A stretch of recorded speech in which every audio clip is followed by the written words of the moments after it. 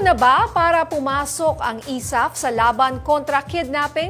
Sa dami ng insidente, may nagsasabing oras na para gamitin ang lakas at talino ng military intelligence.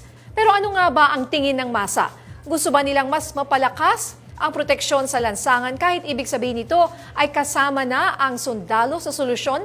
Ngayong gabi sa Masasabi, ang tanong ng sambayanan.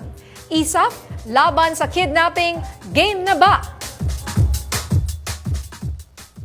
Hindi pa naman siguro dahil kung makikialam na kasi yung ISAF, ibig sabihin ano na to, no, national threat. Baka magkaroon lalo ng hindi pagkakaintindi ng masa. Kailangan lang paigtingin siguro yung police visibility. Hindi pa po kasi yung forces ng PNP hindi pa siya i-utilize po ng maayos. Kung ito yung nagpapadali para ma-resolve ang krimen or kidnapping, dapat natin talaga napakilusin na. Hindi naman kasi kung kaya naman ng gobyerno natin na puksain yung mga krimen, hindi na kailangan. Dapat pong pakilusin po yung ISAF. Lumalala na po yung mga cases ng kidnapping po dito sa Pilipinas. Kailangan na po natin ng higit na tulong sa lumalala na cases ngayon ng kidnapping sa Pilipinas. Parang hindi na po sapat ang PNP. Sugpuin ito sa sobrang dami.